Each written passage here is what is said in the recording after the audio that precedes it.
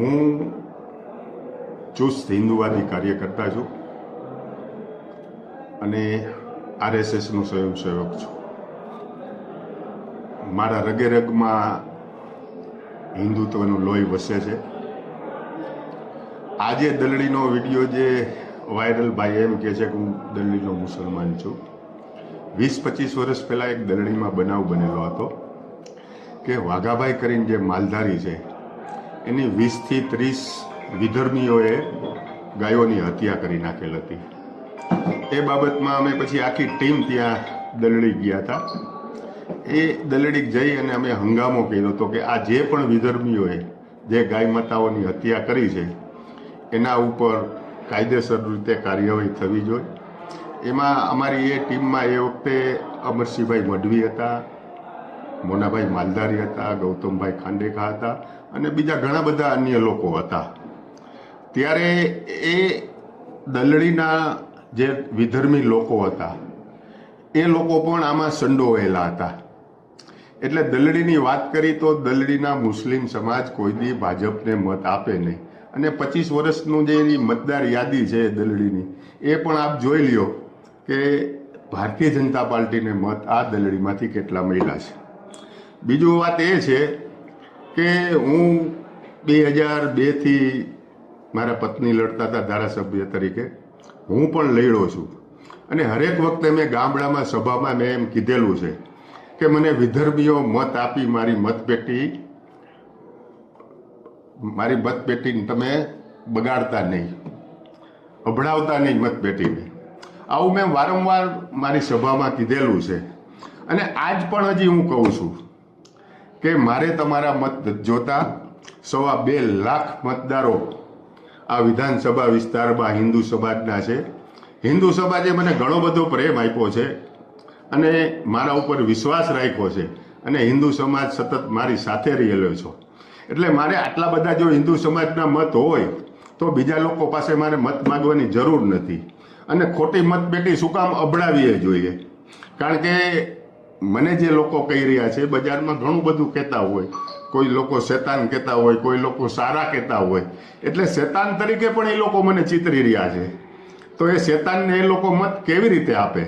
અને આ દલડીવાળાની જે વાત રહી એ આ વિષયમાં મારી ટીખળ કરવા આવ્યો હતો અને એ કોંગ્રેસી હતો અને મારી પાસે ટીખળ કરી અને મને એમ કહે કે મત કોને આપવાના છે.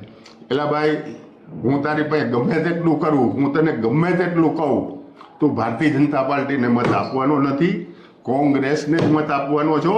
અને તું જે વસ્તુ ટીખળ કરવા આવ્યો છો એ આ તારી ટીખળ છે. અને બીજી વાત એ છે કે મેં દલડી ઢીઘલિયામાં કોઈ દિવસ પાણી છોડાવેલ નથી. આવી જ રીતે હું રાત્રે 1 વાગે કુવાડવાથી આવતો હતો અને કલાવડી પાસે એક હોટલ છે, એ હોટલે હું ચા પાણી પીવા ઉતરો એટલે ત્યાં ઘણા બધા લોકો હતા. અપક્ષ ઉમેદવાર હતા, ભારતીય જનતા પાર્ટીના ઉમેદવાર હતા, આમ આદમી પાર્ટીના ઉમેદવાર હતા. એટલે એ લોકોએ બધા એમ કીધું કે આવો નાસ્તો કરવા. એટલે હું બેઠો.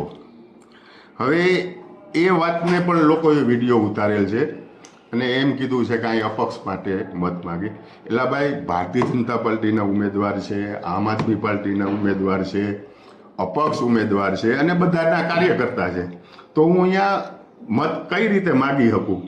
આ એક મને બદનામ કરવાનું કાવતરું છે અમુક તત્વોનું અને એ બદનામ કરવાનું કાવતરું ઘડી રહ્યા છે. પણ મારી પાસે પુરાવા છે કે ત્યાં આમ આદમી પાર્ટીનો ઉમેદવાર હતો, અપક્ષ ઉમેદવાર હતા અને ભારતીય જનતા પાર્ટીના ઉમેદવાર હતા. ભારતીય જનતા પાર્ટીનો રાજાવડલા સીટનો ઉમેદવાર ભાજપનો પણ ત્યાં હાજર હતો. એટલે આ લોકો જે બદનામ કરે છે, અને હું વારંવાર હજી પણ હું કહું છું કે 2027માં ચૂંટણી લડવાનો છું. તેથી મને વિધર્મીઓએ મત ન આપે અને મતપેટી ન અભડાવે, આ પણ વાત ચોક્કસ છે. મેં વિધાનસભામાં મુસ્લિમો પાસે કોઈ દી મત માગ્યા નથી. હું જ્યારે પણ ત્યારે લડ્યો ત્યારે એક પણ મુસ્લિમોને મેં કીધું નથી કે મને મત આપજો. 2.25 લાખ મતદારો છે. હું નરેન્દ્રભાઈ અને અમિતભાઈ શાહનો હનુમાન છું. જો એ મત ન માગી શકતા હોય, ભાઈ બંગાળમાં એમ કહે કે મારે મુસ્લિમના મત નથી જોતા. હું તો આ વસ્તુ તો હું 20 થી 25 વર્ષથી આ કહું છું કે ભાઈ મારે મુસ્લિમોના મત પેટીમાં આપીને આ મત પેટીએ ભળાવતા નહીં. બસ આ જ વાત છે, બીજી કોઈ વાત નથી. આ વિડીયો બનાવવા માટે થઈને જે વ્યક્તિ તમારી પાસે આવ્યો અને ત્યાર પછી જેણે આ વાયરલ કરવાનું કૃત્ય કર્યું એના વિરુદ્ધ કોઈ કાર્યવાહી કરવાનું તમે વિચારી રહ્યા છો ખરા, કે જાણી જોઈને તમારી છબી બગાડવા માટેનો પ્રયત્ન થયો છે? એટલે એ કોંગ્રેસનો માણસ હતો. એ કોંગ્રેસના માણસની પાછળ કોઈ પણ મારા વિરોધી તત્વો હોઈ શકે છે. અને હમણાં જ મેં વકીલ પાસે સલાહ માગી છે કે આના ઉપર શું થાય. એટલે એને સામાન્ય તો એ રીતે કીધું છે કે પોલીસ સ્ટેશનમાં ફરિયાદ ન થાય, કોર્ટમાં થાય. હું વકીલ પાસે સંપૂર્ણ રીતે જાણકારી કરી અને આની પાછળ આ ભાઈ અને એની પાછળ ક્યાં ક્યાં તત્વો સંડોવાયેલા છે એને હું 100% ખુલ્લા કરીશ. બાકી હું હિન્દુ છું, હિન્દુ રહેવાનો, હિન્દુ પાસે જ મત માગવાનો છું, એ વાત ચોક્કસ છે. વિધર્મીઓના મારે મત જોતા નથી અને વિધર્મીઓ મારી મત પેટી અબડાવે નહીં, આ પણ ચોક્કસ વાત છે.